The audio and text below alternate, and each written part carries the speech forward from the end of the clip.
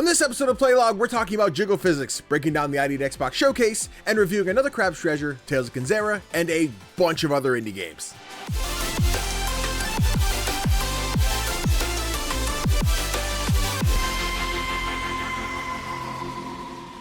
Hey guys, CGDannyB back again with another episode of Playlog, the podcast where we talk all things indie gaming. But of course, can't talk about indie games alone because that's boring. So along with me, I've got my partner in crime, the Play Nice Kid themselves, Tofr. What's poppin', homie?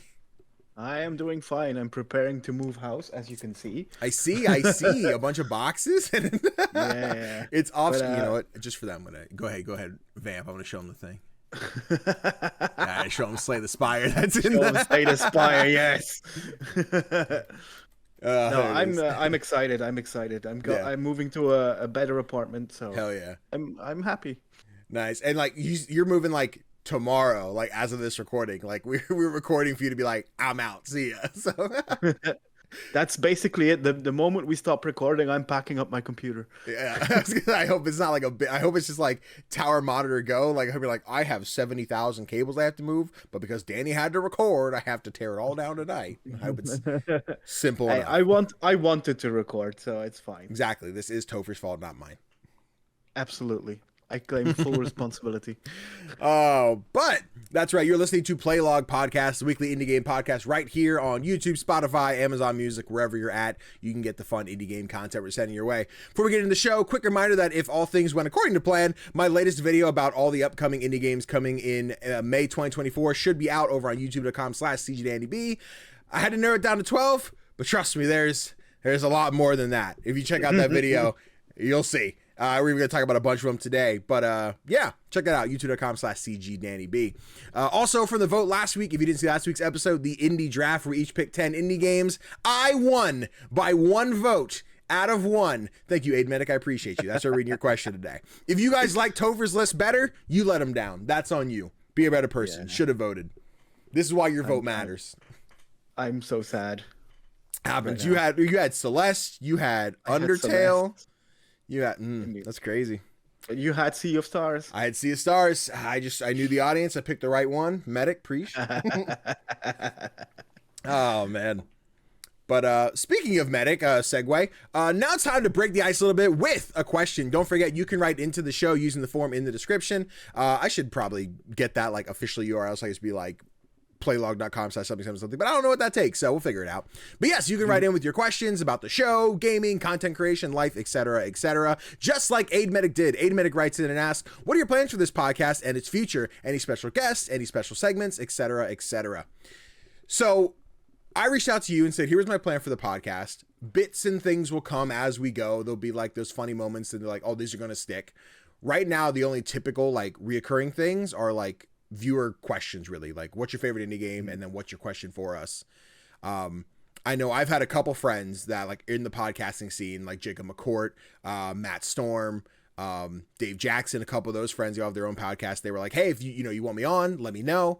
I told them totally at one point. I want to get our like traction going and figure out what our flow is like, how long the podcast is going to be. It might be still a 2-hour podcast. We still don't know for a fact what it's going to be. Hopefully not that long today, but we'll know when we know. Yeah, I don't know like about like you, if you had any other like visions of what the podcast would like turn into or segments you'd hopefully do. Or the only thing I was thinking was like getting developers on as guests. That'd be fun. That would be cool, but I think we need more traction before we can... Before it's worth their time. Sure. Yeah. No, I mean, even then, like I know indie devs, we do dev talk every now and again, and that's kind of base by base. I think it also depends what we like are covering on a certain week, because sometimes indie news is never, I don't even say sometimes, most of the time indie news isn't typically planned. It kind of just happens. So it's not much of looking forward to like, hey, they're going to announce this big game on this day. Like we should get such a, oh, here's what we do. All right, I'm going to DM Team Cherry and be like, look, I'm not going to release it. I'm not going to leak it, but I need you to tell me when you're going to announce this. Don't tell me when it's coming out. Tell me when you're going to announce Silk Song.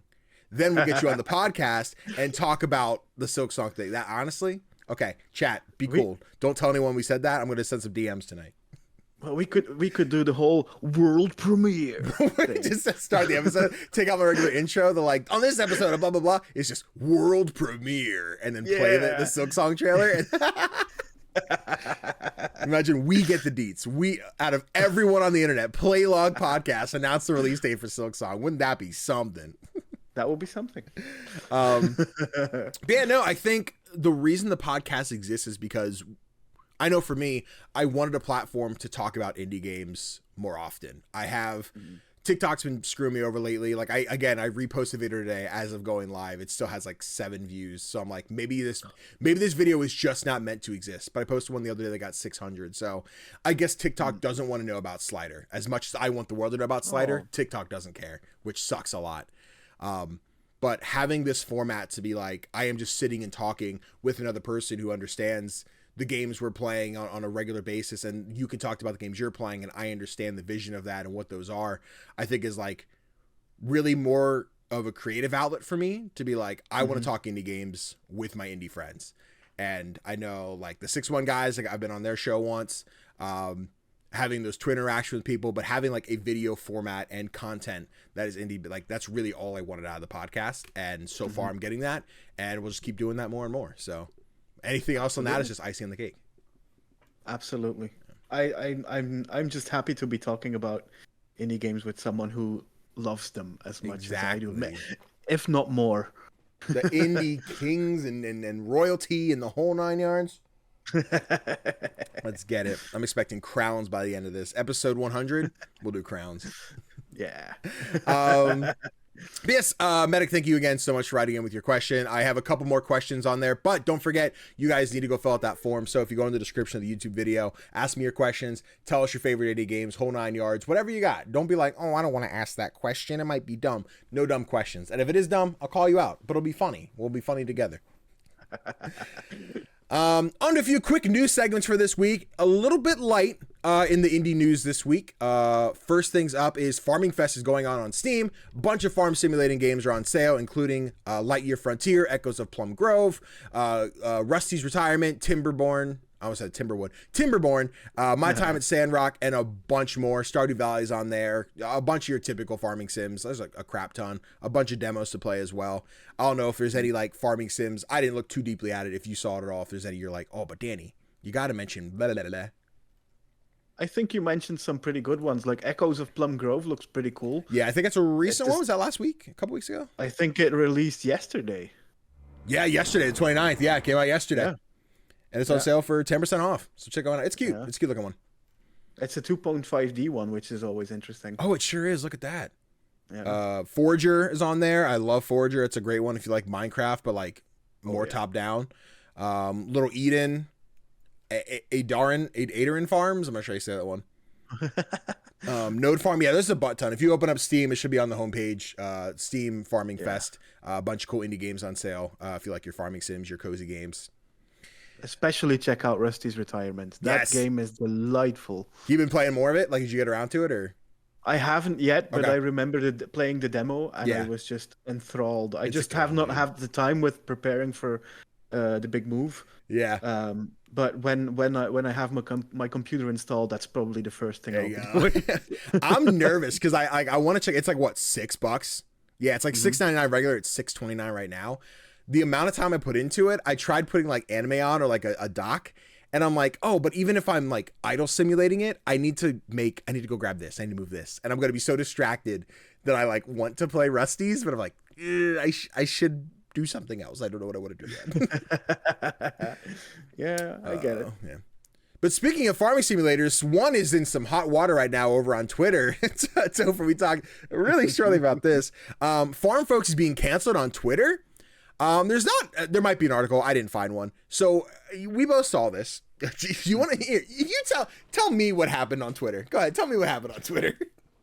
Basically, the developers posted 3 GIFs of the female character moving, and asked us which jiggly motion was best for the boobs. Yeah. And it is ridiculous. Like, why is that something that needs feedback? I don't get it. It's a farming game. It's so there's so many paths this can go, right? So basically, they posted this. I saw it through Disobey Twitter. They're a gaming management agency, and they tweeted out like, what the fuck is this? And Twitter's video player is so crunchy. Like, I had no idea what was happening. I had to read the comments to figure out what we're even talking about, to then be like, oh, like this character is at like 90 frames, 30 frames, 120 frames, something like that, like how much the boobs would bounce. And knowing the audience of this game, like the cozy gamers, the relaxed, like I want to play something chill and cozy, to be like, by the way, how big can these titties bounce? How much you want that? Like, that was a very like out of touch and weird post that like I was not prepared for. And I don't know if what that says about like the studio environment. I think it's often nowadays that we see these posts about like toxic workplace, sexist workplace, you know, homophobic, transphobic, stuff like that. Like, this seems like one of those posts that's a little out of, not a little, very out of touch, that like, yikes. I don't know how that got posted, or what social media manager was in like a silly, goofy mood that said, people will love this. And I'm like, psych, no, they didn't. I know I saw a bunch of people retweeting it, be like, this isn't it. I think Black Girl Gaming had tweeted about it, being like, nah, not the move. And then it looks like yesterday they posted an apology. Basically, it's like, hey, we just always want to build this game with our community. We realized we were off base. We were talking about our female model. Let me see something in here about, you can read this on their Twitter, by the way. It was posted, the 29th around 5:30 p.m. We received concerns about the female player model's breast physics in the past, and we thought we should ask the community what felt more appropriate. Unfortunately, this crossed the line. We tried to foster a welcome community, and the post and subsequent replies made many of our community members uncomfortable and alienated. So for context, the post was like, how much can boobie bounce? And then right underneath, they were like, what it looks like at 150% jiggle physics, which was like, ugh. We're doubling down on that. That's what we're doing. I do want to point out, my buddy Bram, we're mutuals on Twitter. He had sent a gif of Colleen with her ukulele apology. That was pretty. Actually, hold on, let me give him a quick like. There we go. No, this was weird. I think they're getting the I never want to say deserved like lashback, but yeah, that's really weird that this is the path they took. They deleted the original post. I did see that. I tried to go find it for like reference, and it's gone. So, oh really? Yeah, they have their apology, but not the actual Jiggle Physics one. So, but I'm sure somebody screen captured or saved that along the way. So I'm sure you can find it if you look. Okay. But then there's going to be a lot of indie fans being very confused on Twitter now, because my favorite thing about this whole controversy is that plenty of other indie developers have gone on to Twitter to ask about their jiggly. No, they didn't. Did they actually? Yeah, but like in a funny way, like when it's slime monsters and stuff. Okay. I'm like, oh no, I thought it started something really bad. Okay, that's kind of funny though. Yeah, there's a ton of them, and yeah, I thought that was funny. But if you can't see the original post, it's gonna be like, what are they talking about? Yeah. Damn. Nah, it was definitely a weird out of touch thing. I definitely like, I never want to be like, man, after that, I hope this game fails. Like, never want that. Of course not. I just hope whatever misdirection, weird management situations going over there is fixed pronto. Like whatever wasn't being accounted for before is like, yeah, we're not doing that. That's not the audience we want to foster. And I think you can see in probably their apology, there are some people like, oh, it's not even a big deal. Who's complaining about boobs in a video game anyway? And they're like, okay, got it. We see what audience this is taking over, and we don't want to be a part of that, which sucks. Yeah, farm folks, do better. There's a statement. That's the gist of it. That's do it. Better. And then the last but biggest news for this week, we had an ID at Xbox Indie Showcase featuring IGN. What a time. What a time. To be alive, indie showcases week after week after week. Please stop. Please stop. No more PlayStation. PlayStation, you better wait. I don't want to see a state of play this week. You better not. Be quiet over there. But no, ID at Xbox. So a program Xbox has where indie developers can reach out, get some kind of, not necessarily funding, but I think find a team to work with when it comes to creating their game, publishing their game, so on and so forth. I think ID at Xbox is a really cool platform. I think they had an anniversary or some major milestone last year. But they also now have a big showcase where they basically show off, here's a bunch of games you'll be able to play on Xbox. Some will be brand new. Some you heard of before. So we'll basically just go down the list real quick. to try and streamline for what we've done the last two showcases, I'm probably just going to like read down the list. If you have anything to contribute or if I have anything to say, we'll pop in and say that real quick. Just going down release dates, a couple extra little details about things. Not that I want to seem like it's just a list, but rather than talking about the ones that we really don't have much to say on, just kind of mention them, move on, do that. So it's like a plan. Sounds like a plan. Baller. So to start the show off, we started with Aster Blade of the Monolith, a cool like Omno looking 3D action adventure game that releases on May 30th. Okay, another May game. Thank God. Maybe there's not a lot of those today. 33 Immortals, closed beta. We saw another trailer for that, but we also saw once again the closed beta starting on May 24th. Oh, great. More May. More May. Another cool game. They talked a little bit more about like how it's going to work. Like you don't need a full team of 33, but the more the merrier type deal. I know I talked to my buddy Nerdstorm. He was like, I'm totally down to play it. So I'm hoping to just continue to build this list of streamers and like viewers who will be like, yes, let's go. 33 Immortals. Let's play. I'm in. Let's do it. Let's do it. Yeah. We'll try to do like a weekend afternoon one. So it works out where you're not getting home to go to bed and everything. We're like, let's do it. Let's play some. Let's play some. I can stay up late for that one. All right. You heard him here. You heard him here. Like if it's Thunder Lotus and I will play anything that they make. Yeah. I'm excited. I'm ever so slightly nervous, right? Because I love indie multiplayer games, but they come and go like the wind, and that can be like so shitty when I want like every now and again I'm haunted by the fact that I have not played Karmazu in a couple months. And I'm like, I hope that game's doing okay. I have not checked in on it. I don't know. But like if I saw a tweet in like a couple months it's just like Karmazu shutting down, I'm like, fuck, damn it. I should have played more. I should have talked about it more. And like, I'm hoping this one is a little more grounded in like the co-op experience as opposed to like the matchmaking multiplayer experience that it is still like thriving years down the line. I hope so too. Yeah. Like the developer deserves it because of their great work, but it is a worry. I have this with, we talked about this earlier, like with this game called Friends versus Friends. Yes. Yep. And like when I try to play it, it takes over 2 minutes to find a match. Yeah. And then it's this one guy or girl, I don't know, who's like really good at it. Yeah. Who's like really good at it. So I don't even get a shot in. Yeah. Fine. I quit. I won't play anymore. Exactly. Yeah. Now, Friends versus Friends is when I was just like, I need this like local or not even local, just like simple, actual friends versus friends. Like, I don't want to play with randos. They get too sweaty. If I have sweaty friends, at least I can like talk shit in a call and be like, oh, you touch grass. Blah, blah, blah. Like in a funny haha way. But yeah, I'm gonna try Friends versus Friends again at some point. But next up, a bigger trailer. We had Pal World. They are adding 4 new pals this summer. There's a cool little ninja frog looking dude. He's my favorite. I can't wait to load Pal World back up and get him. Commando Origins. It's an XCOM like World War II era game. Closed beta starts this summer. Centum, a dark point and click adventure game, also coming out this summer. Then we saw Lost Records, Bloom and Rage, a new cinematic trailer. That's the new game from Don't Nod. What's your warmth on this one right now? How are you feeling on Lost Records? They're not showing us a lot yet. Yes, I'm in the same. I like that they're keeping it mysterious. I did read an interview with one of the developers where they mentioned that one of the reasons that they stepped away from the Life is Strange franchise is that well, it's 2 things. One, they weren't allowed to like take the stories down certain paths by Square Enix.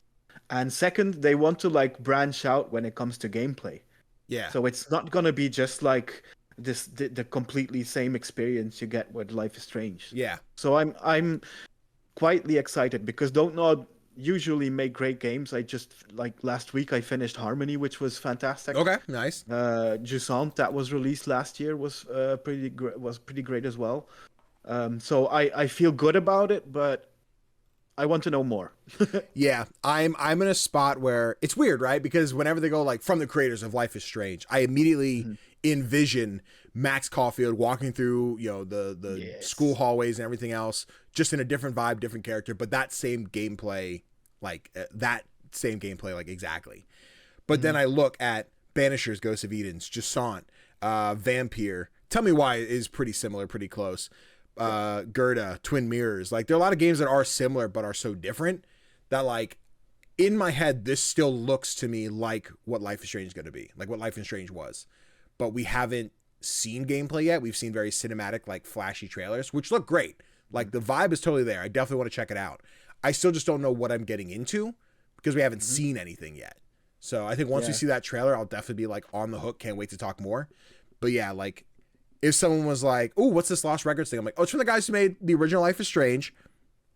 It's about all I got for you right now. There's not much more to say. Yeah, but I'm hoping that like the video recording is going to be like a major part of gameplay. Yeah. I'm hoping that plays in. I'm thinking like content warning, like the big new Lethal Company type game where like if I'm recording segments of what's going on in like the story and that I'm not thinking the same. I'm going to post it on YouTube and get 1 million views. But if I get that similar mechanic where whatever we're going through, I'm recording and that plays into the story beat somehow, or now I'm almost thinking like a Pokemon Snap type deal where like I capture certain things that unlock branching story paths. I don't know. I really don't know what's going on, but I would like to know. So don't not tell me. Yeah, I was hoping for like more than just a cinematic trailer, but yeah. It was a good cinematic trailer. They really got that. They really got that like late 90s vibe. Yeah. But yeah, please show us gameplay. Please. Like how about, you know what? PlayStation, you can do a state of play next week. Just show us Lost Records. Show us gameplay. But that's it. It's a state of play for Lost Records, nothing else.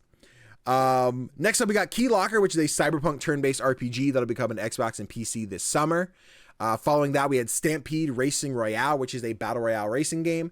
I was getting advertisements for this on Facebook for the longest time, and I forgot it existed.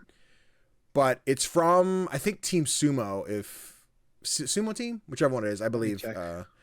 I remember seeing it before, and it gives like this Mod Nation Racers vibe, but it is like, it is a battle royale, so that's kind of dope. I don't know how it's going to play, but it looks like a vibe. It looks like a fun time. I think in a world where like kart racers are always beaten out by Mario Kart, I hope this one does well. I hope this one like overperforms. Yeah, I hope so too. I'm mostly thinking about what the effect will be that it's free to play. Oh, is it? I hope I said that. Yeah. Whoa. I think I saw that somewhere. I can't remember where. Yeah, it says on the Steam tags, free to play. Hell yeah! Look at that. Oh, yeah. Good to know. I'm hoping that's gonna get the player numbers up. Yeah. Now go ahead, finish your thing. Oh, I was just gonna say, I just hope it's not gonna be monetized to like all hell. Yeah. The thing is, right? If free to play, I know people like to bitch and moan about Fortnite, but I think Fortnite does it the best. I think there's nothing in Fortnite that you need to play the game. If you want the fun skins, if you want the cool cars, if you want to spend $40 for a virtual car in Fortnite, I could never. But like, it's there. You can just play the game. You get your battle pass. It's $10. If you do it right, you finish the battle pass, and that gives you the V-Bucks to buy the next battle pass. You could essentially play, you could pay $10 to play Fortnite for the rest of your life and not pay another cent if you do it right. I would like to see them implement something similar. I think a lot of teams try to, and it doesn't quite hit just because of the popularity of the game. I look at this, and again, indie multiplayer games, those are scary. How long are they going to last? But I also think about like the travesty that was Destruction All-Stars on PlayStation. That just came out and flopped. I didn't enjoy it. I had no fun playing that game. The characters are cool and everything. I thought it was going to be fun. If this is too similar to that, I'm afraid it won't last that long, but I don't think it is. This does look like Mario Kart, but I'm just trying to be the last one standing. The battle mode of Mario Kart. I think that with like 60 players could be really fun with battle passes, extra modes, etc. Yeah, I think it's going to be fun. I just hope it sticks the landing. Yeah, we'll see. Next up, we have Jackbox Naughty Pack, their first M-rated game coming in 2024. I need to see what this is, because the fact that they were just like, you want an adult Jackbox? I'm like, well, that's just what they all are. Who doesn't write about dicks and balls and cum and shit every time you play Jackbox? Exactly. This is the game. But I'm imagining it's like I don't want to say it's like a sex game. That's not what I think they're gonna make. But like I could just envision the game art with like the fuzzy dice on it. And I'm like, ooh, what are we getting into here? What are we expecting? Or I'm just expecting M-rated, Quiplash, You Don't Know Jack, etc. Like some of the popular games, just like, sorry kids, get out of the room. But again, what makes it different from current Jackbox? Well, exactly. Like when I play Quiplash, it gets M-rated really quickly. Yeah, it does, baby. You always gotta be careful we'll with streams, right? You never know what's gonna be typed in by some rando on the internet. I'm like, all right, we'll safe bet it. But yeah, Jackbox, that'll be out later this year. Looking forward to it. Listen, depending how naughty we're talking, might stream it. We'll see what happens. Maybe that's a fun Discord night, you know. Oh yeah. Next up, one I was really excited to see, Times and Galaxy. It's this newspaper writing RPG. I played the demo last year, fell in love with it. That comes out this June. We didn't get an official date, but like, yeah, I really enjoyed that one. You basically walk around, interview everybody, get notes, and then you put them in your journal, like your journal, to then make it into a headline. But you need that clickbait headline, like what's going to be people buy the newspaper, what's going to be that first line of the article, and like you take all the information from events, and it was really cool, really cute style. I'm very excited that one's coming out so soon. Yeah, I'm the same. Like it's being published by Fellow Traveler, and they have been on a massive roll of fantastic releases in the last couple of years. You got Citizen Sleeper was released by them. Hang on, Beacon Pines was released by them. The Tale Beyond. They've got some really good games, and I think, having played the demo as well, that this is just gonna be another hit on that list. Yeah, I'm looking at it now. They did No Longer Home, which I never got back to play, but I really enjoyed like the demo for that. And they're also publishing Pine, A Story of Loss. I tweeted about that the other day. I'm like, I'm crying and I haven't even played the game yet. This one looks sad. I can't wait to play Pine. That one looks really good. Yeah, but I think Times and Galaxy. Also, Times and Galaxy might have had the most catchy theme song. Yeah, dog. It was a vibe. I like can't think of it now, but I'll like pull it back up. I'm like, oh yeah, sing along, dude. Let's see. Next up, we saw Tofr, which is a modern shooter with an old school style vibe. That is coming to Xbox. No official dates. Farah the Sundered Tribes, a very Monster Hunter styled RPG coming out later this year. Probably one of the weirdest trailers we saw. All You Need Is Help, a silly cozy puzzle game by the Pixel Junk devs. That comes out fall 2024. I didn't know what this was at first. I didn't know what to make out of it. It seems to have like a Snipper Clips vibe without the cutting paper, but like multiplayer puzzle solving, maybe more Death Squared vibes, but it looks cute. I might try it. It does. It looks like it might have like the same kind of multiplayer fun like your Overcooked and stuff like that. Yeah. But then maybe with less stress. Hopefully. It looked very soft, very like Yoshi's Woolly World, epic yarn Kirby feel. Yeah. After that, we saw Tales of Iron 2, Whiskers of Winter. We got a new trailer for that. Showed off a bunch of the combat. No official date yet, but a game I haven't played yet. I don't know if you've played Tales of Iron at all. I haven't. It looks fantastic though, but I don't know. I think. Hang on. Let me check something. He's gonna be like, is it Souls-like? Is it Souls-like? Is it easy? Is it hard? I think it mentions that it has Souls-like in the tags on Steam, and that is an instant no for me. and I get it. We'll see now. I mean, I've maybe a little spoilers for later, but I've beaten another Crab's Treasure now, so I might be the best Souls-like player on the world, man. I don't know. Nice. Just saying, I might. But yeah, no, I think I like the art style a lot for Tales. I don't think it's one that I'll pick up unless like somehow I try out the first one and fall in love with it somehow. But I'm sure the audience is like fiending for that one.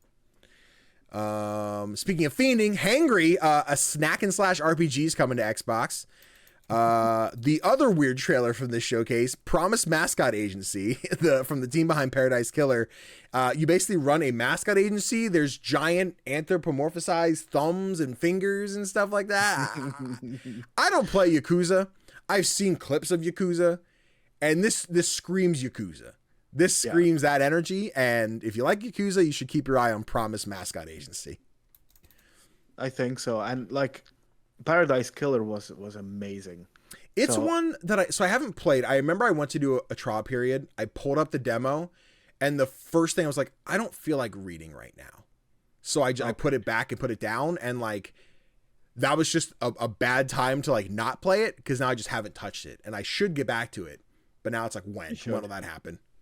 Yeah, not in May. No, certainly not. Never. I am praying to God, Supergiant, do not drop Hades this month, please. Don't do that to everybody. They said it wouldn't be long after the beta ended. Go for June. Right now, with Times and Galaxy, I think is the only one front of mind that I can think of in June. Go in June. Let Times and Galaxy release, and then drop your early access. Go nuts. You can have the rest of the year. Just not May. It's not the time. That's toxic. Next up, we got a small little showcase here of some Kenzera Studios titles. I don't know. Kenzera Publishing. I don't know what their official title is. It's just a quick sizzle reel of Volcano Princess, Fireworks, Depersonalization, and Kaplerth? I don't know what that one was. I think you got it. So one of them had to be right. Couple titles that didn't really ring for me. Quick little sizzle reel that kind of dropped in there, but cool. Hope someone saw them. Well, these are games that I never picked up, but yeah, since they're coming to Game Pass, I might just give them a go. True that. You know, if they're there, you got the platform. Yeah. And then speaking of Game Pass, the Rewinder dropped yesterday, available today, a couple days ago on Game Pass. I don't know what to make of this one. I really don't know how to describe it. It's got like a kind of horror vibe, but the trailer I don't think told me enough of what this game is. So you just get Game Pass and try it for yourself. Yeah. It's an adventure puzzle game, according to Steam. But it looks cool.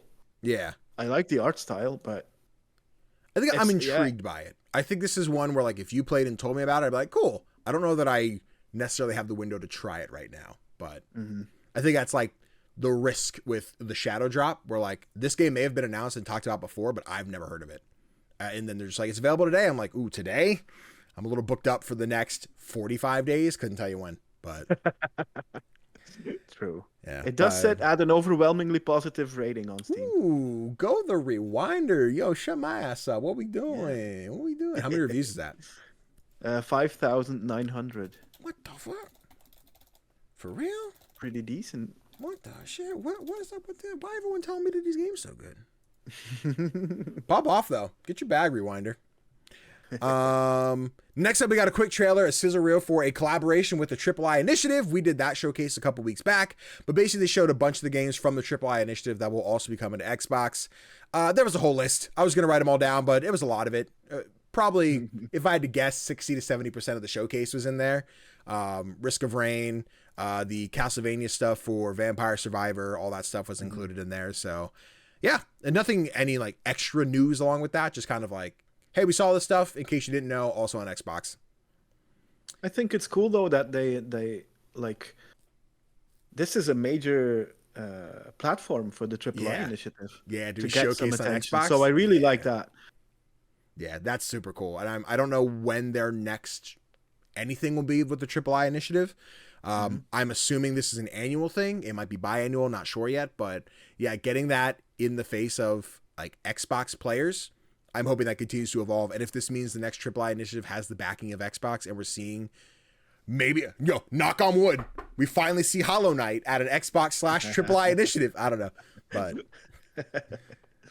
no, I think it's a cool collaboration. I hope this means even more for the III Initiative. Yeah. Next, my highlight of the show and what I can't wait to play, Dungeons of Hinterberg got a new showcase, a new trailer. We got to see some very Breath of the Wild-esque puzzle solving. That comes out on Game Pass and Xbox and PC, I believe, on July 18th. This game looks like a vibe. It looks fun. Yeah. I know there's more to it than the trailers have shown. Anyway. Yeah, dude, 100%. Sorry, I was just saying, like, there's more that the trailer shows mostly, like, combat and puzzling. I know there's, like, walking around the city, talking to people, relationships, et cetera, but I don't think we've seen too much of that, so I'm not sure how that plays yet, but... They've been doing shout-outs to sign up for, like, the beta test, and I've signed up for that, like, 2 weeks ago, and I still haven't gotten a reply. I forget if I did. I don't know if I saw that. Microbird Games, hit me up. Yeah, yeah. Hold on. I went to pull up their page, but we need to see what Yellow Taxi did. For audio listeners, Yellow Taxi Goes Room tweeted out, this goes back to the Farm Folks Jiggle Physics thing. All right, folks, it's time for some serious game development talk. We're tinkering with character physics in Yellow Taxi Goes Room. Burning question, which version has the perfect nose jiggle physics? And then it's 69% with a very simple one, nice. 420% with a bunch of jiggle, and then 666% where this nose is thanging. This nose is slanging around the screen.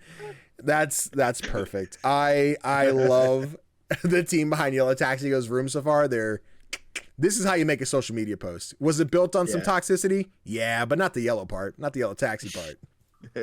That's amazing.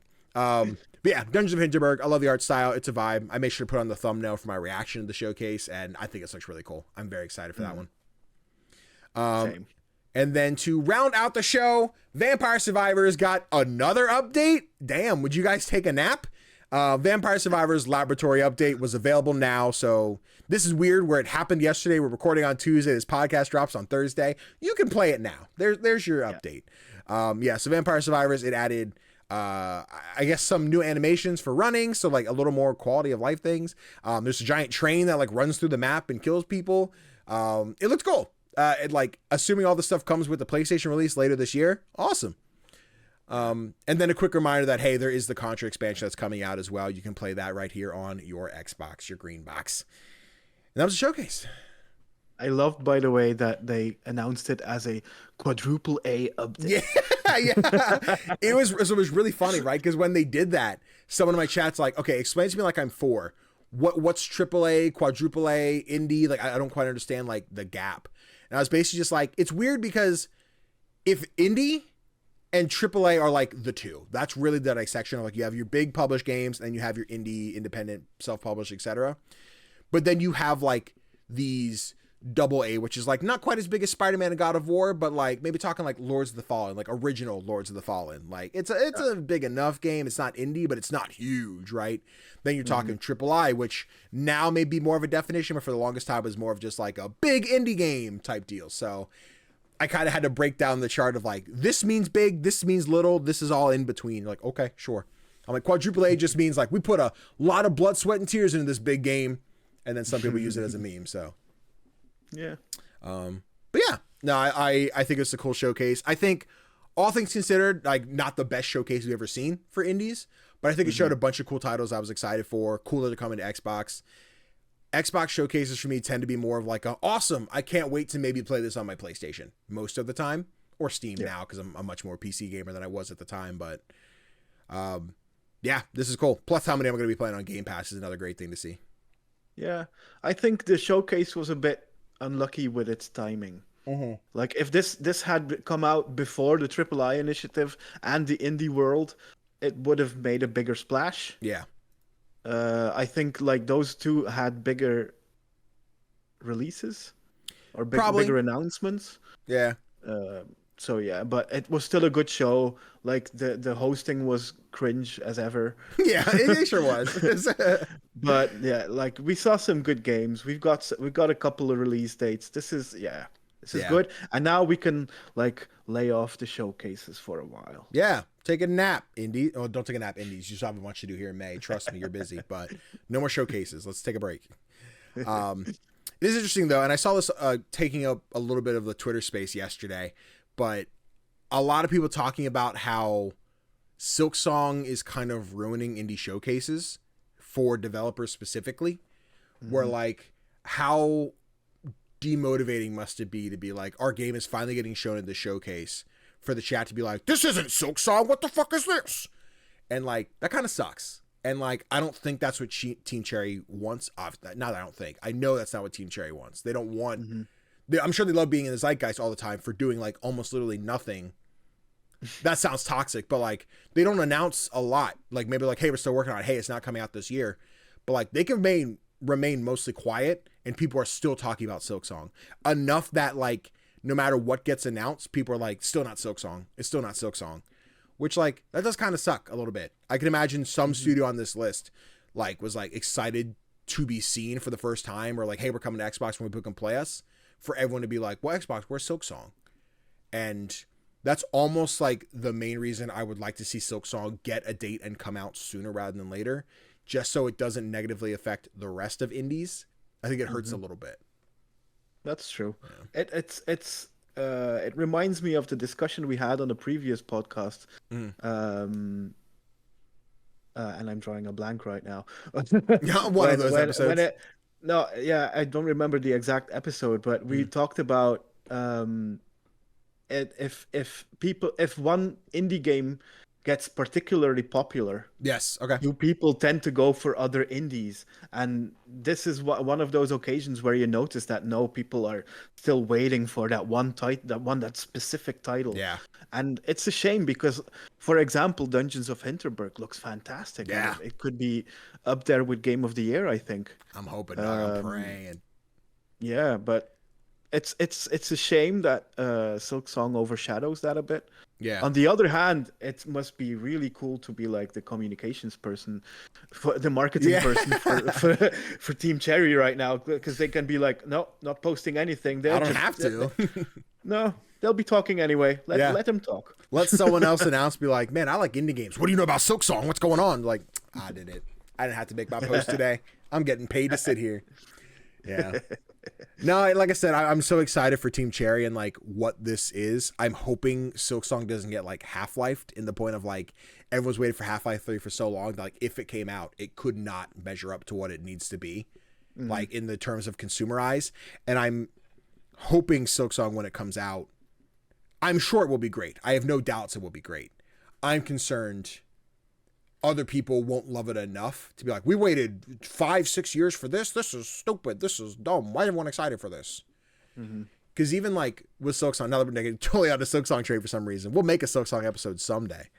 But I think there's a lack of knowledge on indie still with Silksong. I think it was a question that was written in. We didn't use it today, but it was also about Hades, which you already did. I want to say it was Phantom, so thank you for writing in still.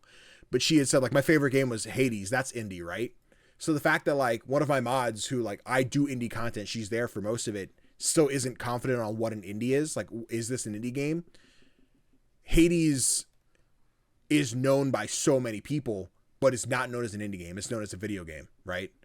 So, like, how many people know Silksong is an indie game? Or they just know it as the sequel to Hollow Knight, and they don't know Hollow Knight's like an indie game. Like, that seems to be where the majority of people lie.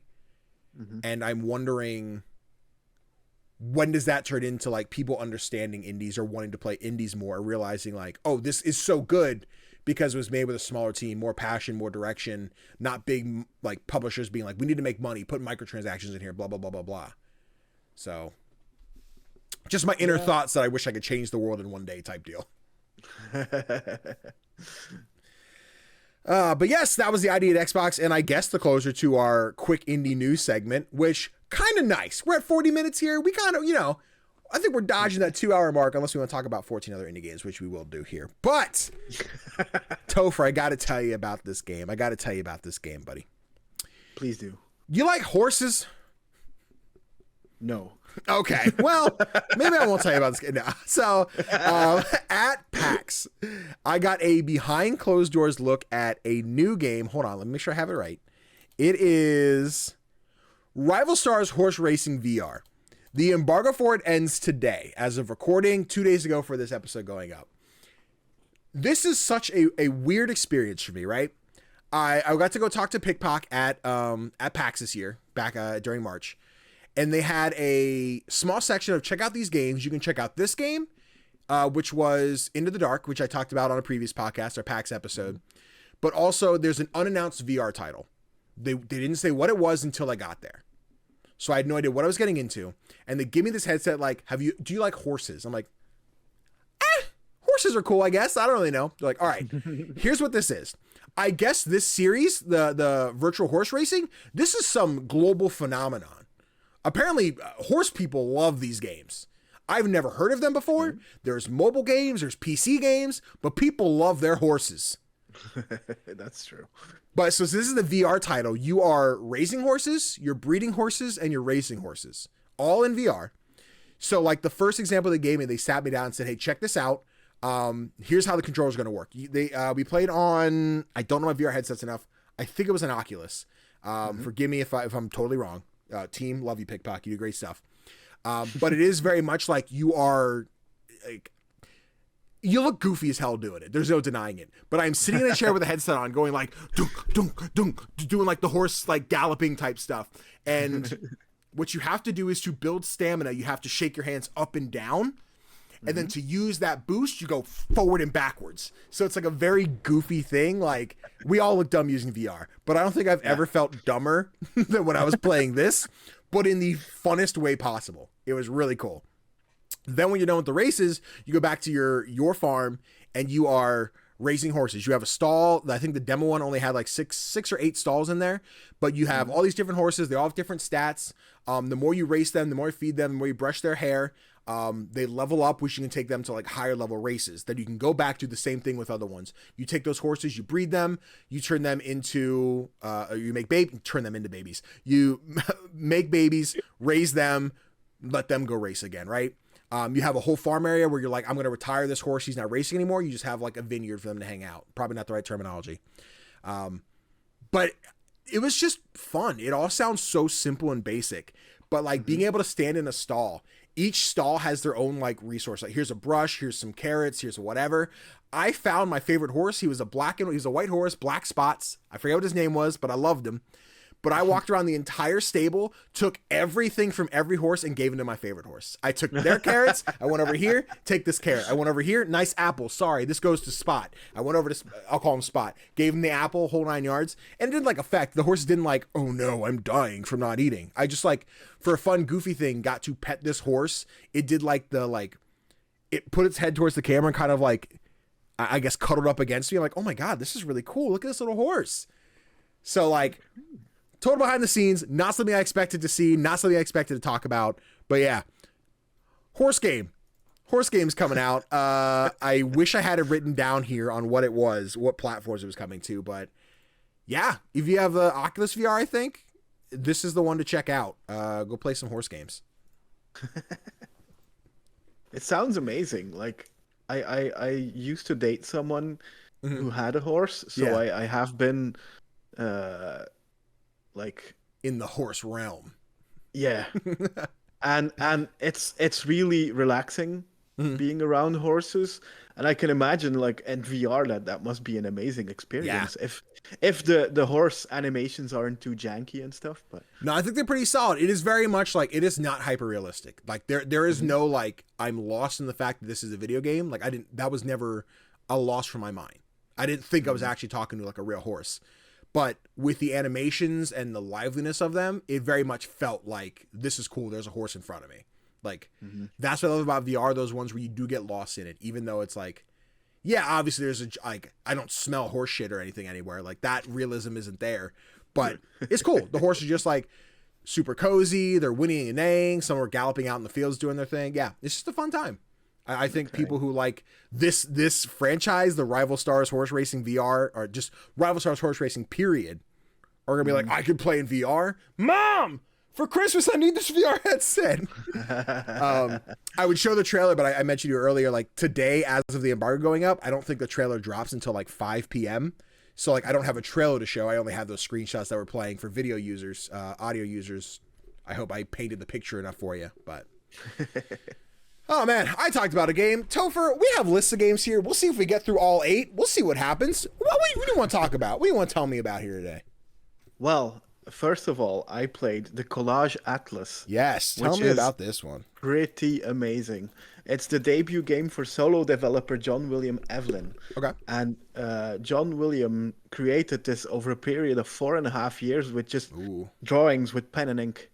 And it looks amazing. It's like, it looks like basically a pen and ink drawing come to life, and it's the art style that draws you in, and it remains a particular highlight, but it's not the only highlight to the game. Okay. It's a kind of poetic look at mental health and what it means to go through the worst. Yeah. I believe I read in an interview that. The game actually started out as a series of storybooks for people who were dealing with like more difficult stuff in their life. But what you can't see or hear in this podcast is that the audio design is fantastic in this as well. Okay. Because like the audio reacts to what you do. Like you touch a flower and you will hear a particular sound. Ooh, okay. So if you run through a bunch of flowers, you'll hear this kind of music starting to play. Ooh. It's fantastic. Like you can see in the trailer there are these big anchors that are dropped. Yeah. And they create this fuzzy sound, like this guitar fuzz. Oh. Because it's like it's the a big part of the game is that you have to unlock these anchors because they keep your hot air balloon, which is actually a big tree, tethered to the wait. ground. Yeah, This is trippy. it is trippy. But yeah, you have to unlock these anchors to like be able to start flying again. It's amazing. Like it looks like a storybook for children come to life, and it only takes about an hour and a half, an hour and Okay. a half. So it's not going to take up too much of your time, but really if you like games like Firewatch or What Remains of Edith Finch, this is going to be up your alley. Yeah, this is one we talked a little bit last week off the podcast, I think, but it reminds me immediately of The Unfinished Swan, which is like a early 2010s John, I think. Mm-hmm. And like I think a lot of games do something similar, but not quite this sketchy art style. Like this, mm-hmm. It's very white with like black silhouettes and everything. With like you see like a currently on the screen like a little butterfly, like that splash of orange that stands out. This one looks pretty dope. I don't know. It's one of the things on the outside where I'm like, what does my typical gameplay loop look like? Am I getting into a Everybody's Gone to the Rapture where I'm walking around, I'm like, here's a storytelling, like a story element that kicks in and I see this happen there.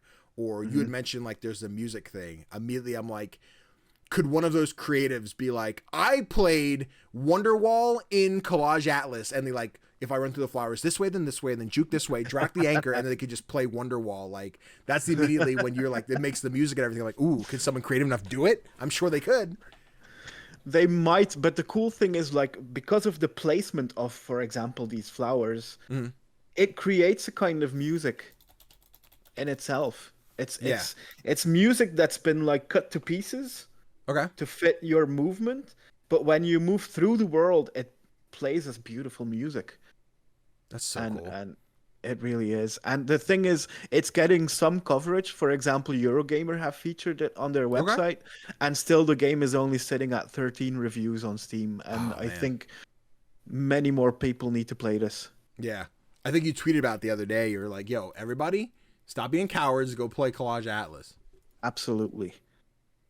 Yeah, I do have it on my wish list. I think I added it last time. I'll have to... Yeah, this will have to get cut out for TikTok. Tell people to play. Hey, TikTok, show it to people. Show people Collage Atlus. Let me post this, please.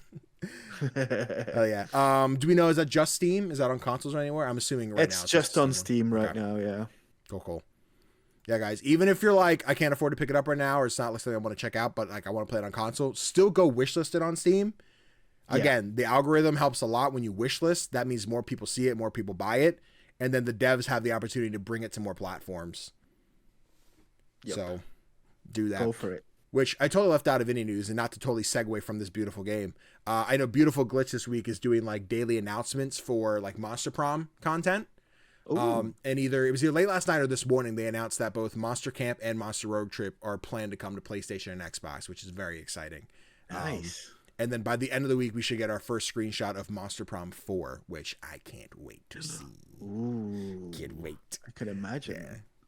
Yeah, let's but go. From games that you've been excited for, what else have you been playing this week? Oh, man. It's been a busy week, man. When we talk about all these, I don't know yet. But let me talk about this first one that I was not planning to cover this week.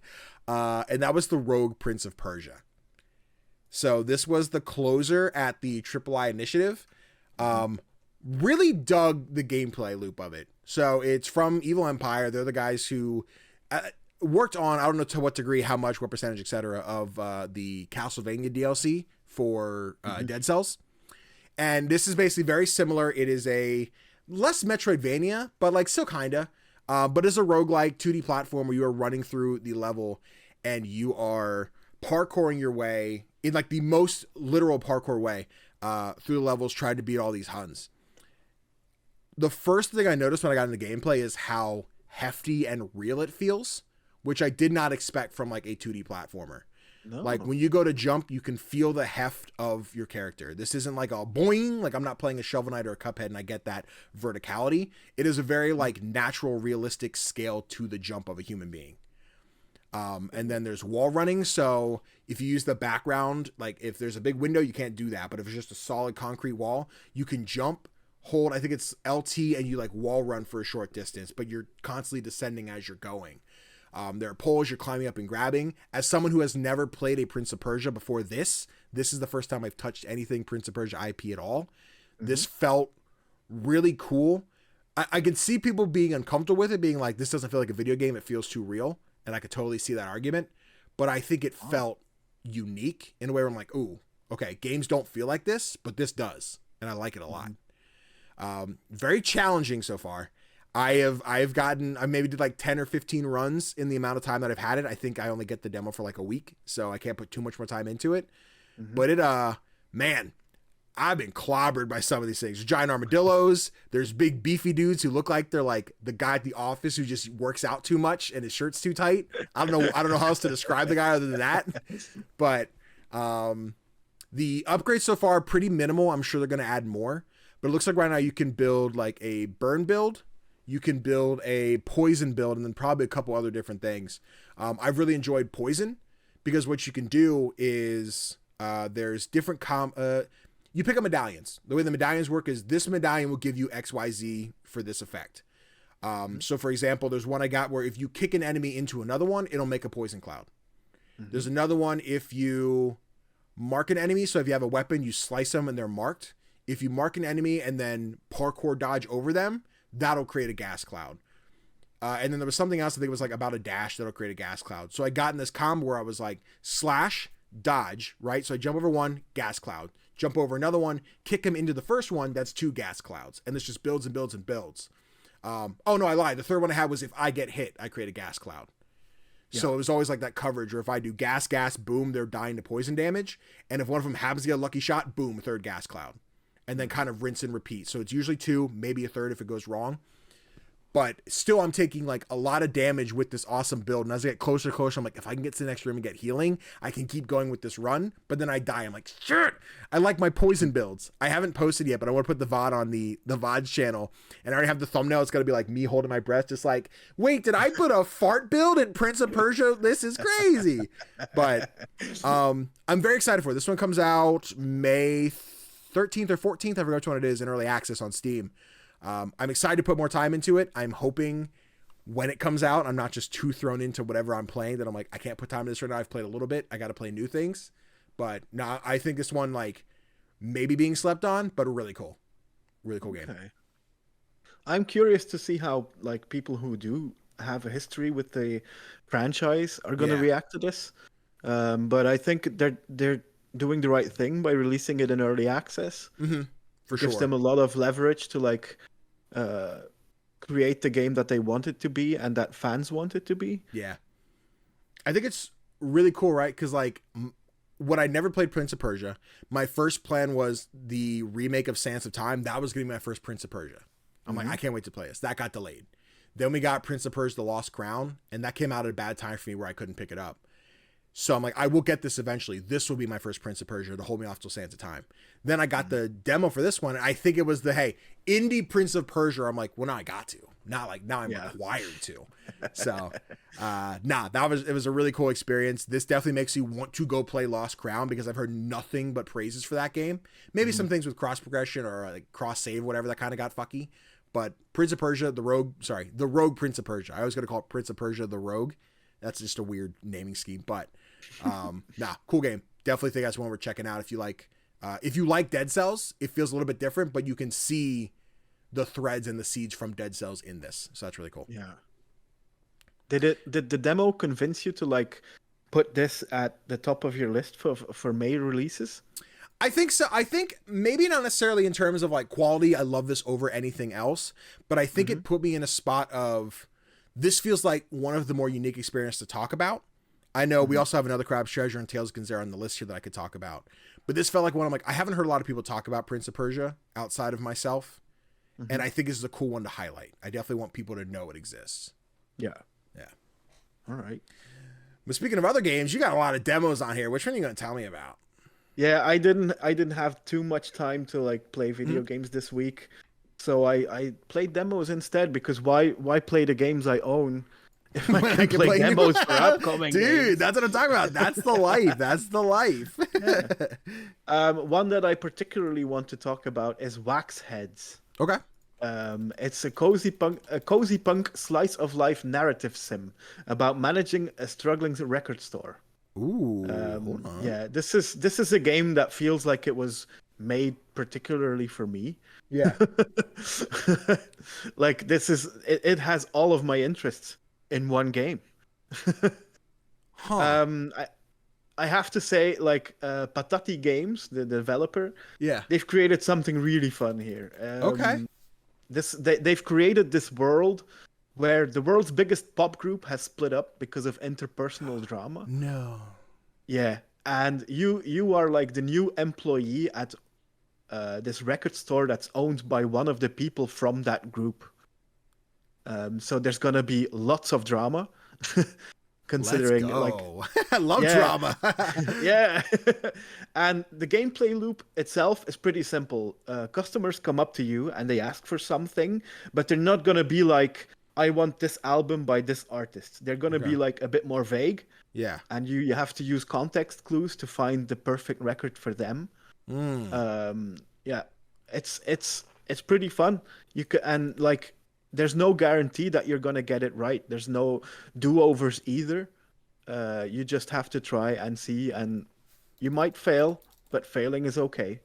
It reminded me, like, this kind of gameplay reminded me of games like Valhalla or Coffee Talk, Okay.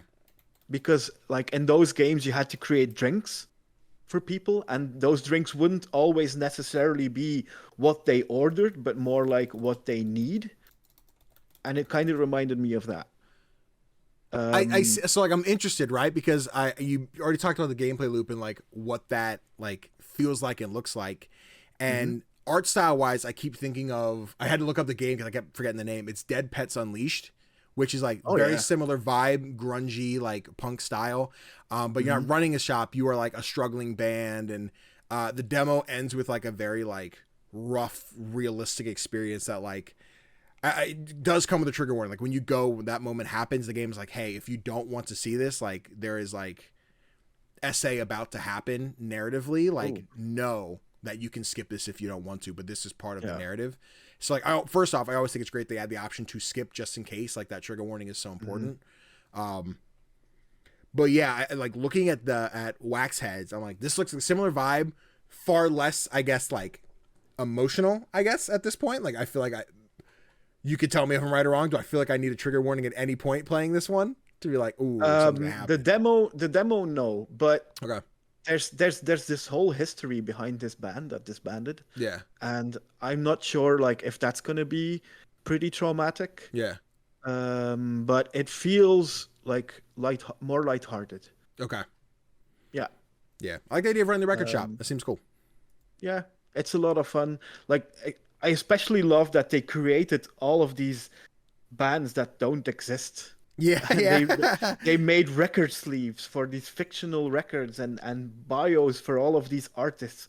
There's a whole lot of work in there. The only thing that if I have to be critical is that there were some poor translations. Okay. So that might be something they still have to work on, but they've got time. Like there's no set release date yet. Cool. I'll take that. Like the amount of times I see typos in indies, period, where I'm just like, how do I do this? Do I just tweet like, hey Dev, you spelled quack wrong, you moron? Like what's the, like a lot of games don't just have like a report text issue thing, but yeah. No, as far as translation, I'm sure that'll be like as the demo or like the game is developed and everything else, but no, it's a cool one. That's a new one for the wish list. That's one I wasn't familiar with. And that's why we talk about indie games with indie people. Indie people know how to share games. You know how many people are like, Danny, have you heard of Cuphead? I'm like, nah, tell me about it. Have you heard of Hades? Maybe Undertale? It's underground. I'm like, shut up.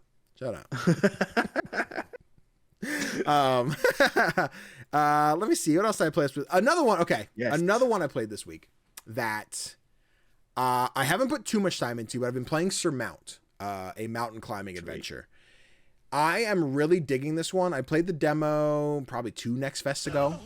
Whoa. Pump the brakes, sir. I think I was watching anime while capturing this footage, so forgive that loud anime grunt you all just heard. But essentially is you are a new person in this town. You're trying to climb to the top of, I think it's Mount Ohm, I think is how you say it. Mm-hmm. And each level is like, you'll go to a board and people are like, oh no, I left my basket at the top of the mountain. Can someone get it? And you go in, you quickly climb through the level, get the stuff, boom, you completed it. Now you've like built a relationship, completed a task to climb to the next section of the mountain. So Mount Ohm is like the tallest peak. No one's ever climbed it. This, that, and the other. It seems like after you complete a certain amount of tasks, you can climb a section of the mountain. So once I haven't beaten that first section yet, that's where I'm struggling. Okay. Mainly because the game has screwed me over like 3 times now. And they're procedurally generated sections of the map, which is great. The problem with it being procedurally generated is that sometimes it'll spawn you into an impossible to play map, so you have to reset, which resets your whole run, which sucks. This game is goofy. It is fun. I am loving the loop of it. But for example, so I'm assuming it's 3 sections, or like 3 nights. When you get to the first section of the mountain, right? You climb up, you reach a save point. You're like, all right, I'm going to rest for the night, keep climbing tomorrow. You save, keep going. If you die, fall, or close the game at that point, that resets your runs. You have to go back to the bottom and climb up again. There are suspend points in between. So if you get to camp, you can stop there. But once you leave, then that save spot's like done. Now you got to start from the bottom. Wow. What happened in the third section is I spawned, you can see in the footage if you're watching on the video, there's a tree like this, but there was an overhung cliff, which literally I was stuck in between the cliff and this tree. I could not get out. There literally was nowhere for me to go. I tried to glitch through the tree. I tried to bust my head through the rock. I could not leave. I sat there literally for like 15 minutes. Like, I want to figure out how I can progress because I don't want to reset. Mm-hmm. But there was nothing I could do. I had to reset. And that was when like, I'm not done with this game. I plan to play more. But that was very just demoralizing. Like, fuck. This felt like the run. This was the one. If you fall and take damage, your stamina gauge goes down. So it's very like Tears of the Kingdom. You have the big wheel that charges up. The more you're hanging or swinging, you are draining that and then you fall. I had taken like no damage. I made it to the top. I even had like a hat that gave me like boosted stamina. So I had even more stamina than usual. And then that one generated map screwed me over where I'm like, I can't play. I can't beat this. So like, I say that only because it's probably the most annoying thing that happened, but it did not stop me from enjoying the game. Okay. I think it means like some things need to be polished. I think some of the generation needs to make sure like it doesn't just screw over the player. Mm-hmm. But like some people might have seen, I made like my logo. It's the blue hat, big white beard in the game with the sunglasses. It's a vibe. It's really cute. It's really charming. I wish that thing didn't screw me there because I think I would have come in here a lot more high on it than I did with that big old fault. I think that was a problem I had, but yeah, it's still fun. It comes out today as of recording on Steam and Steam and Switch. So like very excited for that to get into more people's hands. I think people are really going to dig it. I think if you like, it's weird because it is a roguelike, but like I wouldn't address it as such to someone. I wouldn't go to someone and be like, dude, you got to check out this new roguelike Surmount. But it has those roguelike elements, so it's weird like that. But we'll say for argument's sake, yes, roguelike. Yeah. Did I see this correctly that it's multiplayer as well? Yes, co-op? So you can do local co-op or solo. I'm in a weird spot for some reason. My Steam Deck defaults to say I am playing co-op, and I think it's because the Steam Deck exists and I'm playing with a controller. So it's finding 2 inputs. So by default, it's like you're playing with a partner. So sometimes I'll go running around and my camera's not moving right. I'm like, what is happening? And when I went to go depart on the level, I had a random blank character with me. I'm like, oh, it thinks I have a friend. So I had to like reset. And from the menu, you have to hit like options, solo, and do that. But yeah, it is co-op. So if you want to play this with a friend, I'm sure that's really goofy and fun. Very Bread and Fred vibes. But yeah, I've been playing all solo so far and I'm still digging it. Just stop spawning between rocks and trees. Damn it. Yeah. Yeah. Let's see what else you got on the list here. What else you been playing? I have been playing 9 Souls. Oh baby, let's go. Yeah. Tell me about I love my 9 Souls. I wanted to play this demo since like I feel like it was last year during one of the Next Fests. I can't remember. One of them, I know. I've definitely sat on. I think I played the demo maybe 2 years ago at this point, so it's been around for a while. Look at that. Yeah. Well, I finally took the chance, and goddamn, what a gorgeous looking game this is! Oh my God, bro, it's so pretty. I love the art style. Like, this is one of the best art styles I've seen in indies for quite some time. Yeah, I think. It's a 2D action platformer that has like Sekiro inspired deflection focused combat, and it feels really good. I was like curious how that would translate to a 2D game, but wow, it really works. I'm interested to hear, right? Because we talked a little about Kenzera and like the difficulty curve and everything like that. How did this one play for you? Because I know this one's definitely on the harder side. Like, if there was an upcoming 2D Souls game, like this is the one. So like, how did that play? How was the challenge in Nine Souls? I felt like it was okay, but I did die. Yeah. You actually didn't die at all, so like get good, but like a harder game. Yeah, but the thing is, I died, and then I was transported to like this world where I got to train against an enemy that didn't do any damage. Okay. So I felt like the game is helping me to like get better. Yeah. I like this. Yeah. Hell yeah, dude. Yeah, I'm especially in love with like this combination of like Eastern influences and then the technological side of it. Okay. It's like this mesh of two worlds, and I want to know what's going on. Why in this, what's happening? Like, yeah, it has this like traditional Eastern villages, and then all of a sudden there's like this procedure to like worship the gods, but it's a machine. Yeah. And all of a sudden you jump through the machine and you're in like this high-tech world, and I'm like, what is going on? Yeah, dude. I played the demo a little while back. I was super into it. I have not touched it in probably a couple years. I'm sure you could find my trial period of it, and like that'll date when I played it. But this has been one of those, like, it's so weird, right, to make the Silksong comparison, but like people have been waiting for this game. Not in the grand scale of Silksong, but fans of Nine Souls, people looking forward to that like 2D Sekiro style game with a cool cat, like, have been waiting for Nine Souls. And the fact that it just like almost unceremoniously, it was just like, hey, it's coming out in May. I'm like, okay, let's do it. Oh, it's got a release date. Yes, coming out May 29th, I think. Ooh. End of this month. So right around the corner. Another May game. Another freaking May game. God damn it. No, I'm glad this one's at the tail end of May. I'm hoping it's like almost my period on May, where I'm just like, I've played these games, I'm still playing these ones, but like now Nine Souls is out. I'll talk about what I played for everything else, but like Nine Souls will hopefully be like the center of attention when that one drops. I'm very excited to play that one. Now that I've beaten another Crab's Treasure, you could say I'm probably gonna go, no death on this one. So we'll see. Just tell me about that. I mean, let me tell you, you've already beaten it. I have beaten it. I beat another Crab's Treasure as of recording last night on stream. This game is so fun. I had a blast with it. As someone who hates Souls-like, I don't hide that I don't like Souls-likes. Whether they're actual FromSoft ones, whether they're the Neos, the Mortal Shells, anything, Souls-likes do not hit for me. They haven't. Another Crab's Treasure did the thing where, like, here's a vibe, Danny. Here's an underwater adventure. There's a little crab. We know the gameplay is going to be similar. Give it a shot. I'm like, you know what? Let me give it a damn shot. Also, she mentioned I did receive a review key for this. So I had to make sure. I should also have said that for Prince of Persia. I did receive a key for that. Also important to note, just in case. And Surmount. I received a key for Surmount. I got keys for like all these games. Okay.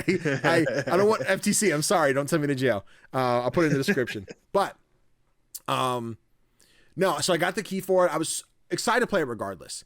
Once I got in, I was feeling that pressure of sucking at these games and being like, fuck, it is too difficult. It is too hard. But like, these did not make me want to quit. I think what I've seen with Souls-likes before, I always think of Demon Souls. That was one of the games I bought on my PS5, and when I got it, I remember getting really far to that first section, dying, and then spawning back at like the very beginning by the fountain, and I'm like, all the progress I made just told me to go fuck myself. Like, all of it meant nothing now, and that was brutal. That made me not want to play it anymore. Another Crab's Treasure is very forgiving for the most part. Sorry, you're going to see all stream footage. I didn't capture any clean ones. But as you go to fight bosses, I think all, if not most of them, have like a checkpoint with them. I think there's one boss that doesn't have like an immediate spot. But if you die, there's like, well, that sucks. Do you want to just throw it on again? Like, you just want to spawn right back in front of it and go again? Yes, please. That was my immediate comparison to Demon Souls that told me to screw off, go run the level again. And another Crab's Treasure said, we know you died. Just go do it again. Because that's the part I think that gets me the most, is where like when I get in the rhythm of how to fight a boss, I can get it. With a Souls game where I have to run all the way back and then get in the fight again, all that padding in between makes me not motivated because I'm not getting better. I have to struggle. It's like, you left your book at home, go get it. I go home, get the book. You left your book bag at home because you forgot it when you picked up the book. And it's this routine of going back and forth to try and learn a lesson, but I keep forgetting the lesson on the way there. Another Crab's Treasure let me learn the lesson and pass that test really quick. Maybe the first couple bosses took me upwards of like 10, 15 tries. As I got halfway through the game, I'm taking out bosses 3-4 attempts. Because I'm like, I'm learning it. I got it. I'm right back in. I got better at the game. I leveled myself up. It's just fun. I will say there were quite a few bugs. Quite a few moments where like I would get stuck on geometry. That was just not like, didn't have proper hitboxes, I guess. Like one of the earliest clips from our stream, there's like a sandcastle on its side that has like a looped roof. And I fell in that with no platform to land on. So I just kind of sat and swung in a circle without being able to get out. A couple times where I've like jumped off a ledge and landed on a rock, but the rock didn't have the right geometry. So I kind of fell in between, but because there was nothing to climb on, I couldn't get out. So there's one of those like instant respawn or like instantly die buttons in the menu. So you realize there are things you are going to get stuck. You're going to have to go fix those at some point. They knew that when they developed the game. Didn't ruin my pacing every now and again. Like, I did fight a boss. There's a mantis shrimp boss. I got so lucky because he does this giant dash attack, which should instantly kill you. He pushed me through the map, so I fell down into the abyss of nothing. But he also fell with me. He fell with me so much that since he was bigger, he died first. So I beat the boss, which drug me right back up for the cutscene. So I was like, yes, I did it. The problem was I was still dead, but not really. So I couldn't play the game. I couldn't pause. I couldn't move. I couldn't get the checkpoint that said I beat the game. Also, there's a gun for a shell, so you can see me using that because the guy pissed me off. That's really cool. But luckily, I reloaded the game, got back in, ran back to it. It still said I beat the boss. Kind of took away the experience of learning that fight, but it was done. Yeah. I beat it. Someone in chat was like, it took me like 10 attempts. I couldn't. How'd you get it for free? I'm like, get good, son. You know what I mean? Yeah, definitely needs some polish. There's definitely areas that have screwed me over where I wish they didn't. But I'd say maybe let's say 5 to 10% of my experience. The other 90% thoroughly enjoyed it. Even the challenging stuff, I had such a fun time. I won't say fun time when I died, but I mean like, fuck, how do I beat this guy? To then finally beat him and feel like this is what it feels like to be good at Souls games, but in a game that feels fair and just doing it. So no, I really enjoyed Another Crab's Treasure. Definitely a top contender in my Game of the Year conversation. I know last week I was really high on Oddsparks. I can't quite say yet if I'd put this above Oddsparks yet, but yeah, no, Another Crab's Treasure is really great. Cool. Plus the accessibility options. If you hate Souls likes, it gives you that freedom to get good at it. Yeah, and if you're not getting good at it, you just use the gun. Exactly. It was great. I tried. I'm using the gun now because I'm going for the platinum. I basically just have to find all the shells in the game and then I'm done. But there's a clip out there somewhere where I was trying to climb the side of this castle and there was one crab in the wrong spot where I just could not jump up a platform. I saw that. So I was like, you know what? God damn it, motherfucker. So I ran down, I put on the gun, I ran up, I'm like, hey, you, bang, you suck. And then put the gun away. I'm like, cool. Now we can go play the game normal. And it was a vibe. Jill Grote, the Indian Informer herself, she was in that chat. She was kind of gassing me up. So Jill, thank you very much. Appreciate you having my back on that one. She did a review for the game over on the Indian Informer. You can find that on indianformer.com. Go check that out. She's a great individual. Nice. But yeah, Another Crab's Treasure. Would recommend. Cool. I'm glad that it's like it's getting some success, I think. Yeah, I think 100,000 players right now that I saw on their Twitter. They tweeted out 100,000 people about the game. Yeah. Nice. What a blast. What a good game. And like as much as they've been putting on social media, all the fun stuff they've been doing, they're killing it. Again, polish needed in some places. But if they did like a big, like, weird comparison, but like Erdtree style expansion for this game, similar to how Elden Ring's doing, I would totally be cool with that. I would totally jump back in and have to get that muscle memory back of how to be good at it, depending how long it takes for it to come out. But yeah, I would love some more content for another Crab's Treasure. Okay, cool. Looks like you played one more thing. Tell me about A Sister's Journey. Yes. This is a game, like, it's developed by Florian Luckner, and they clearly have a lot of love for Celeste. Ooh, hold on. I'm pulling up the trailer now for B-Roll. Yeah. I'm about to find out. Go for it. Go for it. The game looks a lot like its inspiration and plays a lot like its inspiration as well. This is so pretty. Yeah. But the main difference between this and Celeste is that you can also use weapons. Okay. Because there are enemies to kill. Oh, yeah. The story is also like set to be less of an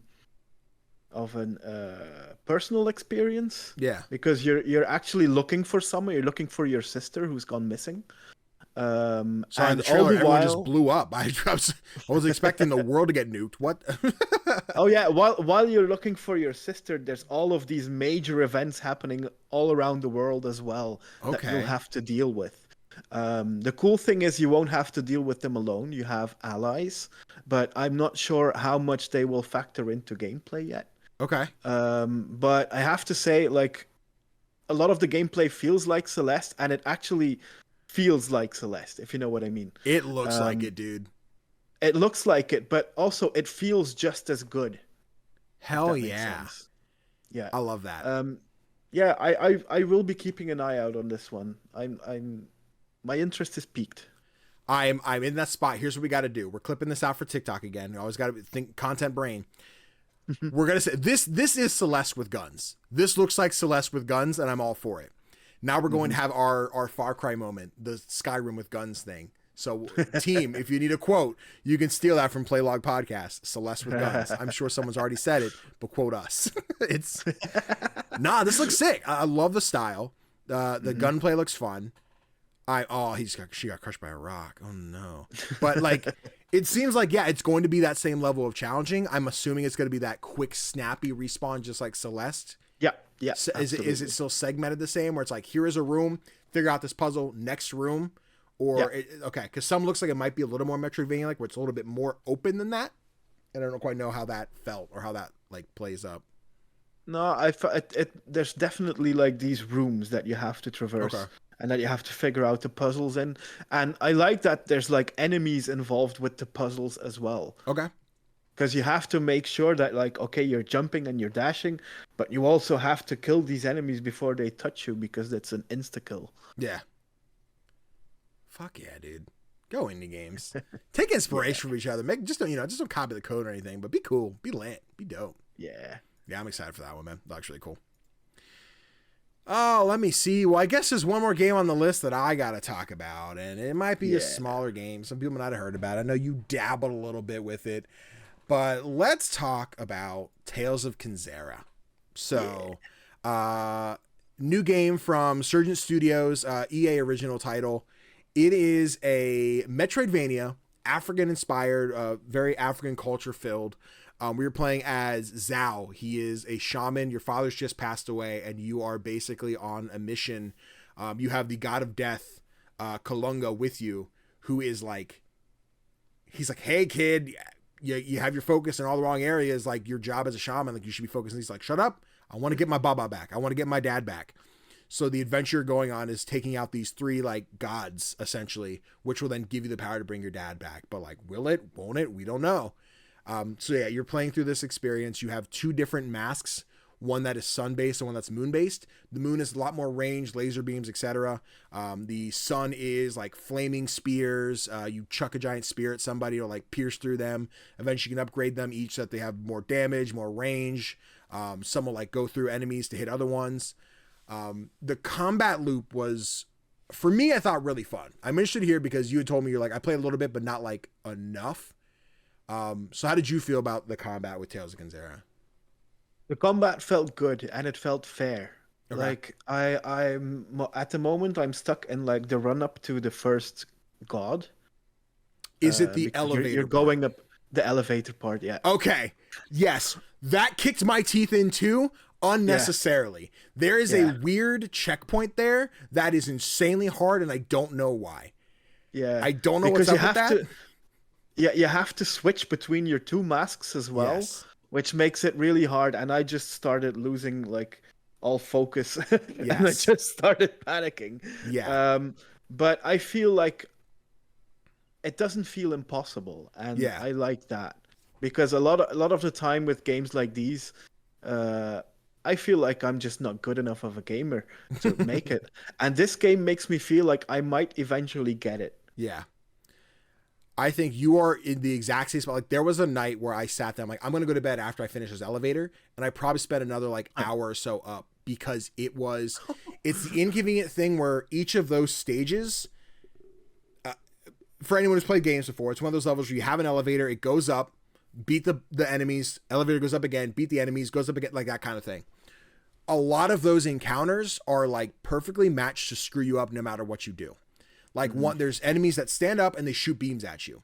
Along with them, there's another guy who runs left and right, will jump and smack you. So when you go to parry the one and take him out, the other two will shoot you. When you go take out the ones that are shooting you, the big guy will run after you and smack you and take you out of your combos.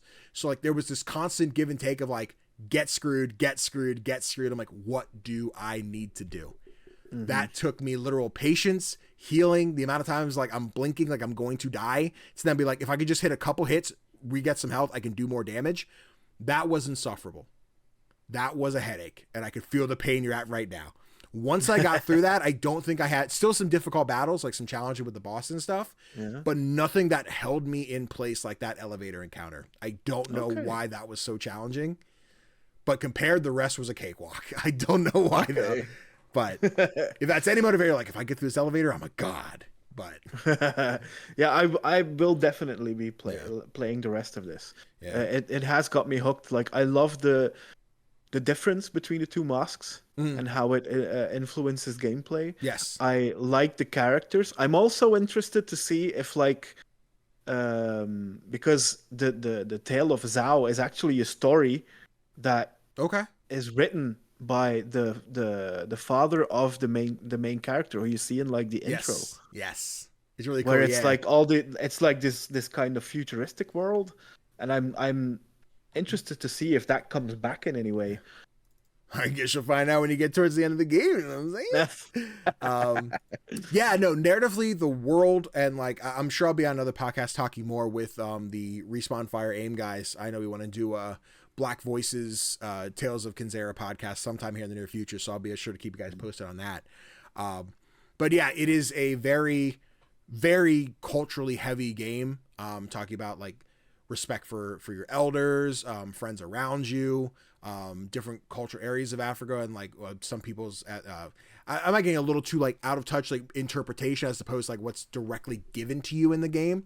But like, you run into some other characters that have different motivations, like, oh, well, I feel like this or I feel like that as compared to like how you're doing your thing. But like best of luck to you. And I really enjoy the experience as someone who is very like uninformed of their cultural history, like my dad's side of the family, like how African truly are we? How many layers back are we not just from New Jersey type deal? So like I really loved being in this world, experiencing it. And like the same kid that saw Black Panther in theaters with my brother and dad, where I'm like, this is really awesome. Like there aren't people that look like me in superhero movies. That doesn't that doesn't exist. And like if they do, they're very side characters, i.e. like original Falcon from like Captain America and stuff like that. So having Black Panther in Civil War, having Black Panther proper, having Wakanda Forever, that even though like Chadwick, rest in peace, wasn't there anymore, still breaks my heart every day. Like seeing Shuri, step up and be like she is the Black Panther, and seeing like that culture still exists now. Hopefully the MCU brings that back together and we see more of this new Black Panther. But yes, yeah, in a place where I can see Twitter already just molding, being like, oh, what's representation matter? Just go play another one about a big buff white guy. Like, if you don't get it, you don't get it. In terms of being Black, a woman, and God, I respect you all so much, a Black woman you are so underrepresented in so many things in media that the fact that I say this in a weird way, that it took like one man to be like, you know what, I'm getting a team together to make this representation happen, was really great. And I think though this isn't like the perfect game, I think it's a very sometimes simple, sometimes basic. It doesn't do too much that's like original and makes it stand out from others. Mm-hmm. I think just having that representation means a lot to me, and I'm hoping to a lot of other people of color that should go play this game. If you have PlayStation Plus Extra or Premium, you can play it for free with that subscription. But it's on everything: Switch, PlayStation, Xbox, Steam. So go play Tales Kenzera. I love this game. That's really cool to hear. Absolutely, man. It was super cool. Right. I need water. But I hope you guys enjoyed those 9 reviews back to back. Next up, let's talk about the indies releasing this week. Every week, we're going to show you what indies you can expect for this upcoming week. These go from May 2nd to May 8th. Starting from the top of the list, we have Surmount, again, coming out today, May 2nd, for PC and Switch. Then we have May 2nd as well. We have Indica. I'm not sure how you pronounce that one. Indika. That is coming to PC, PlayStation, and Xbox. We have Ingress coming out May 3rd for PC. Plushie from the Sky coming out May 6th on PC. Venture to the Vile coming out May 7th on, I didn't write it down, I think that's just PC. I think so. Might be PlayStation, but I think just PC. Prison Architect 2 coming out with a sequel on May 7th for PC, PlayStation, and Xbox. Heading Out on May 7th for PC. V Rising on May 8th for PC. Gift on May 8th for PC. And then Pocket Oasis also on May 8th. I didn't write that one down either. I also think just PC. But yes, a quick reminder, if you haven't seen it yet, I should have posted my upcoming May indie game releases video where I talk a little bit more about both Surmount and Venture to the Vile over on there. So if you want a little more look at those, be sure to check out that video and see what else is coming out later this month. Anything on this list that you're like gassed for, excited for, that like I can't wait to check this one out? Or Venture to the Vile is one that really sticks out. Yeah, I also played the demo for Gift. Yes. Okay. How'd you feel about it? I kind of liked it, but I still have my doubts. Okay. It felt a bit empty. I agree. I think it was maybe empty is not the way I would describe it. I think I just felt simple, bland. Like I feel like I didn't have, again, in a world where like a lot of indies do a lot of cool, fresh things. And again, maybe it was because I played it during Next Fest where I was playing like 70 other things that felt a little more innovative, where I'm like, this does feel pretty basic.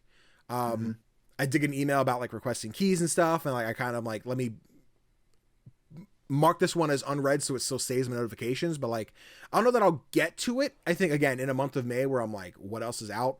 Plus that's the day after Venture to the Vile, which I am very excited to play.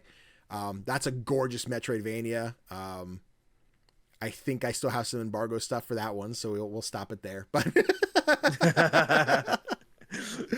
yeah, I'm very excited for Venture to the Vile. Don't break embargo. No, we chilling. Reminds me I should check my emails today. But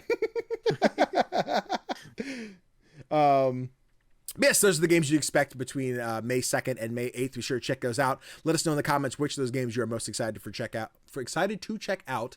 And if you're like, Danny, I've never heard of this one before, but it looks cool, let me know.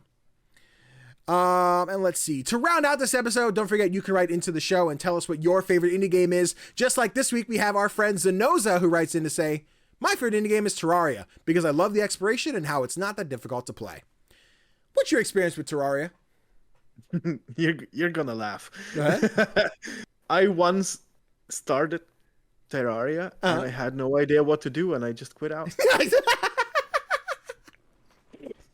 I get it. No, I get it, dude. I have so much respect for Terraria, i.e. 2D Minecraft. Just not for me.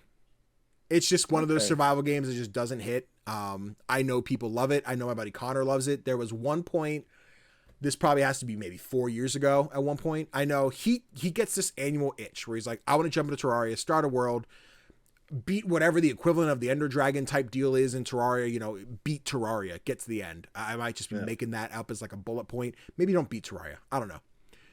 But like I've seen him play it. I've heard him talk about it. I played with him for like maybe 4 or 5 hours the one day. I'm like, I get it. I see it. And I had a fun time doing this. But that could, if someone said, Danny, that's it. You can't play Terraria for the rest of your life now. I'm like, okay, that's fine. I can live with that. Yeah. Yeah. Yeah, I am surprised though. Like when I was doing my research for the indie draft last week, I took a look at like all of the Steam reviews for all of the games, and I think the highest number of reviews I found was for Stardew Valley, which sat at over 500,000 reviews. Checks out. Terraria has over 1 million. Jesus Christ. And it sits at 97% positive, at overwhelmingly positive. That's insane. I'm about to review bomb this thing. All right, Terraria sucks. Yeah. No. No, and like I said, like I know I am very much in the goddamn. It just loaded up and I saw the 1 million. I'm like, God, that's crazy. That's a lot of zeros. Yeah. No, it's one of those things where like that's why I think I love games so much, is that though we can all be respectful about it, we can all dislike it like what we dislike and like. And like jokingly, but still with some sincerity, I hate Dead by Daylight. Terrible game. Pisses me off. Runs like ass. Isn't fun. I don't get it. But I know people like it. And I also know a lot of people who like it don't like it. They're just like, I hate this game, but it's got a chokehold on me, like a chokehold on me, so I can't put it down. But I'm like, okay, but there's so much more to play. Just go play something else. So I get it. Like people are going to like what they like, dislike what they dislike. As long as you're respectful of it.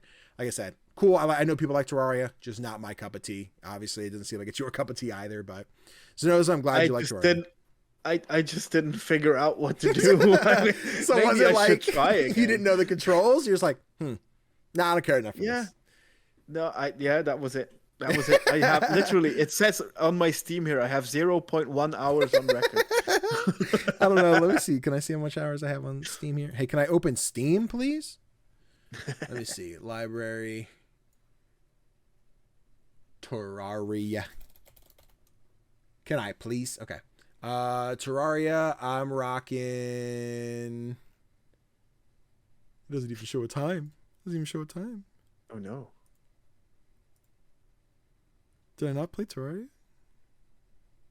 Oh no. Maybe you didn't play it on Steam. I don't. Maybe I didn't. I mean, I own it, but I don't know. Okay, you know what? Maybe I've never played Terraria. Maybe it was all an illusion. Maybe I've never touched Terraria in my life. Who knows? Yeah, no. But yeah, so no, thank you for writing in. I'm glad you enjoyed Terraria. Go enjoy fighting that big eyeball dude that's on the cover. I know he's a thing, but. But with that, ladies and gentlemen, boys and girls, that brings an end to this episode of Playlog. Thank you so much for listening in. If you're listening on Spotify, Amazon, anything else, please leave us that 5-star review. It helps when people find it, and you get more little nomies listening to the same indie podcast that you are. And also, if you're on YouTube, leave us a like. It helps a lot.